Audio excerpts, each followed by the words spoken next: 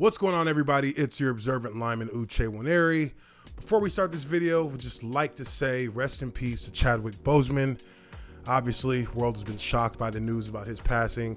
The star of Black Panther, a movie that was hugely important for not only the film industry, but also for kids out there of minority backgrounds who are looking for heroes of their own to look up to complement the ones that they already have. So this guy was someone who battled through stage 4 colon cancer, fighting that fight all the while filming these movies that we all enjoyed, that we all were entertained by. And I just wanted to say very quickly, very briefly, rest in peace to Chadwick Boseman, and rest in power, King T'Challa. So today we're going to talk about the sports world.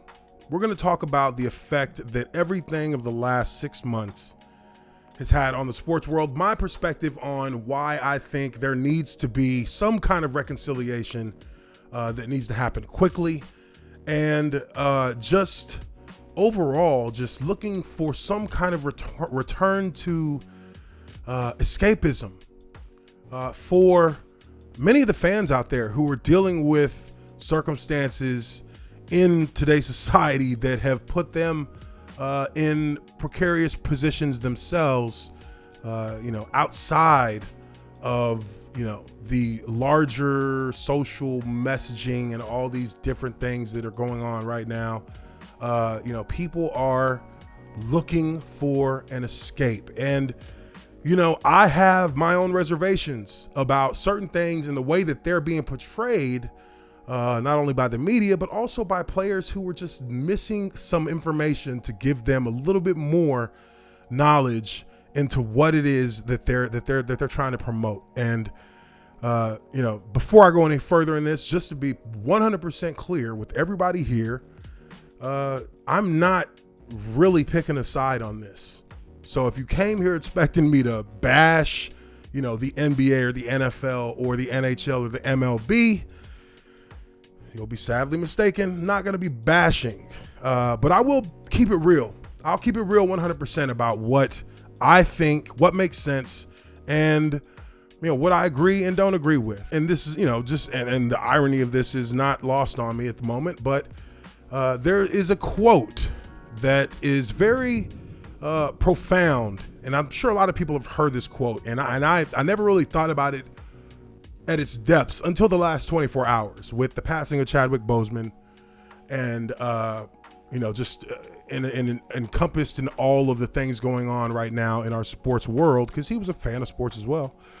That quote is, "Never meet your heroes."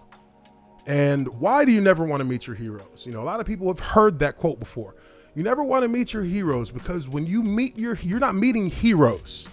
When you meet them, you're meeting the human, and the human is flawed, and the human can be arrogant, ignorant, biased, self-centered, and a number of other different adjectives. That applies to all of us in society. But when you have these people who are on pedestals, these people who are inspirational in the achievements that they have accomplished, whether it be on the field or whether it be behind or in front of a camera, the reality of who they are can often leave people wanting, and that's really what it boils down to. Now, Chadwick Boseman obviously was not. He was the opposite of that. He was a hero, truly.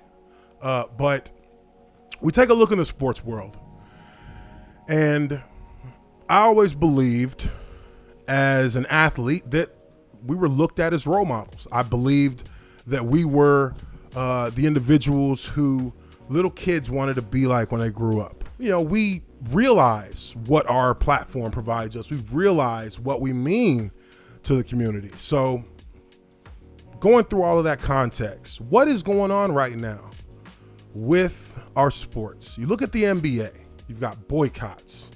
You've got, heavy-handed, in my opinion, social messaging, which can rub people the wrong way. Let's be real about that for a second. It can rub a lot of people the wrong way. And even to myself, somebody who does agree with some of the tenets of the messaging, not all of the tenets, but some of them, because there's some valid arguments and valid grievances that can be made. There still comes a point when it can get a little bit exhausting. And case in point, this past week with the NBA, with the boycotting of a playoff game in response to an incident that happened with the Jacob Blake shooting, that whole situation there, that was the catalyst to this boycott. And I, for one, thought this was the dumbest thing that the NBA players could have done. What were you actually planning to accomplish with that boycott? You accomplished nothing. All you did was stir up the hornet's nest in the quasi-matrix realm of the internet. People online venting their frustrations and their angers with the fact that these multi-millionaire athletes don't have the self-awareness to understand that their situation is far different than the situation of people down on the streets who don't make 10, 15, 20, 25, $30 million a year. And I can 100% understand that sentiment. They don't want to hear that. They're tired of it. It's not shut up and dribble. It's kind of just shut up. And in 2020, in this year, 2020, I don't know that I can argue against that so much right now, because so many things have happened that have turned sour in this country this year, in the world this year, that really people do need an escape. People need an escape, and politics and virtue signaling is not what people need right this moment, when it's, 9 months in to a pandemic, when it's people, who are filing for unemployment, people who are, hanging on by the thread, trying to make it through this year because shit has just gone south and it's upside down. Everywhere we look, everything is upside down. So we're all literally counting the days to get this year done and over with. I know I am.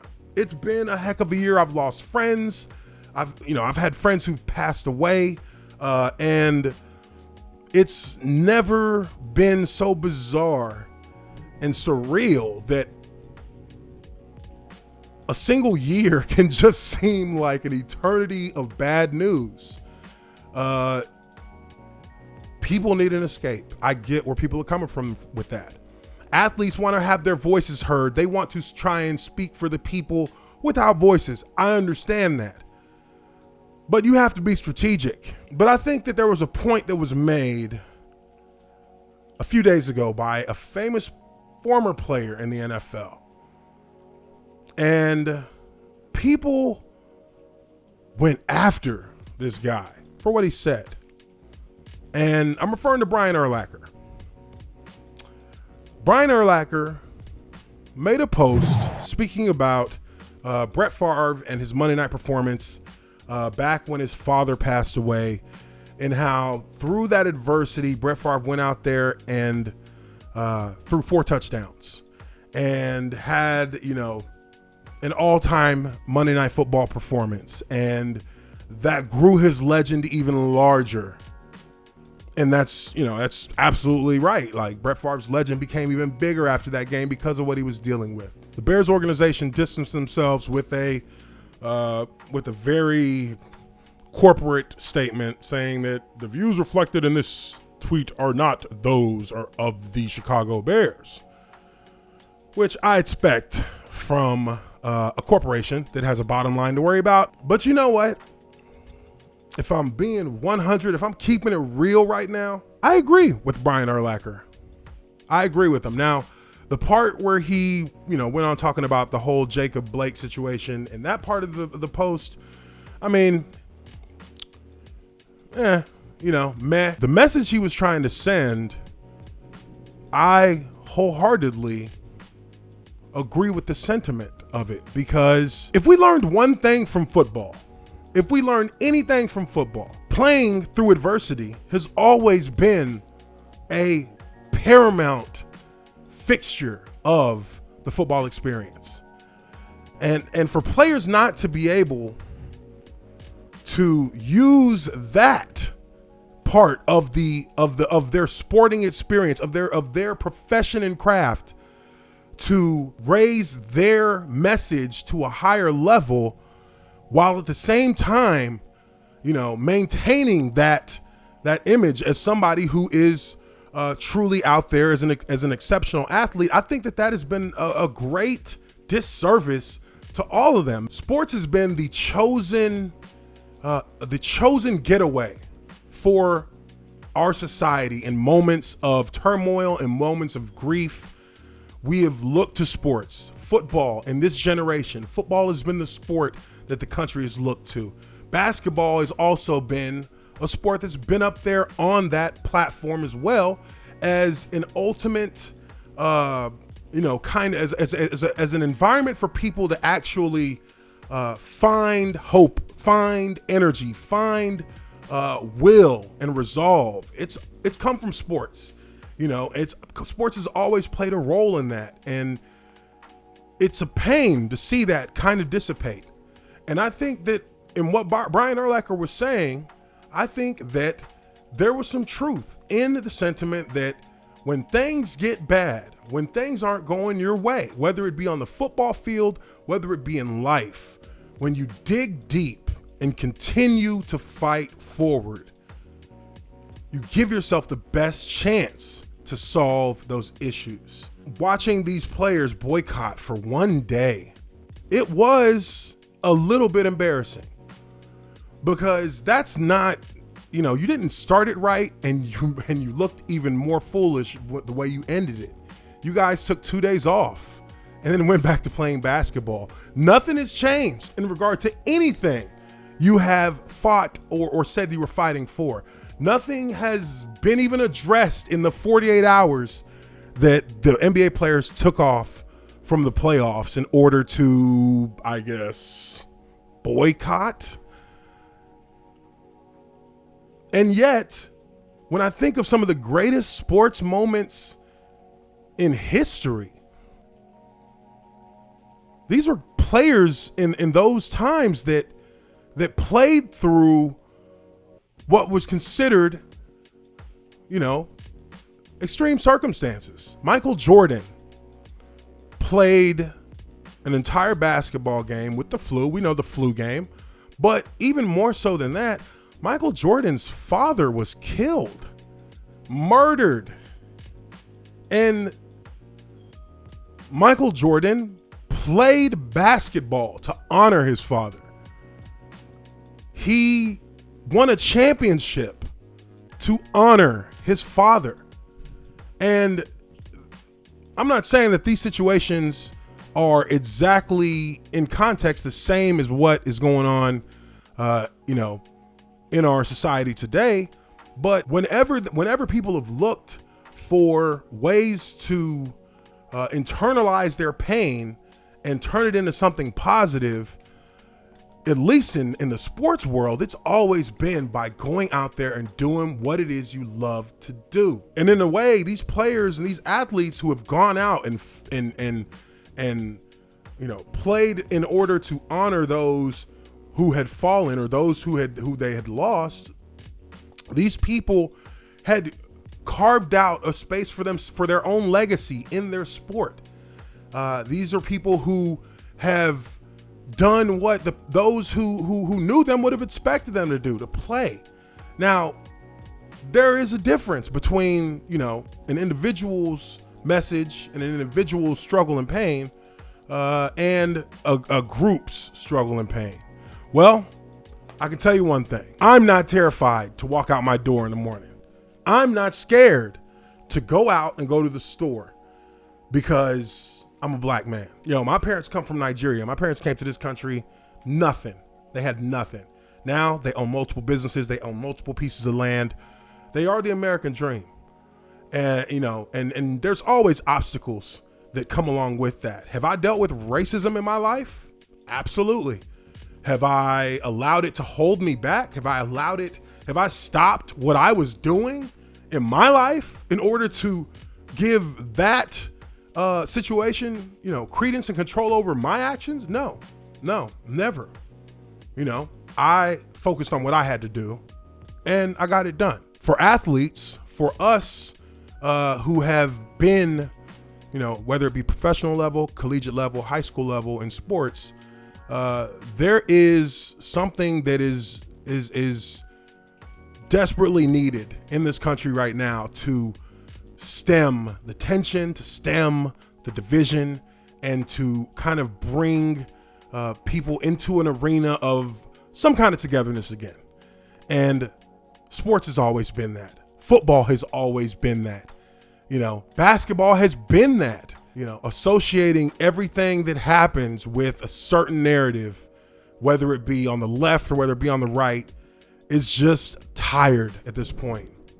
People want sports. We all know that.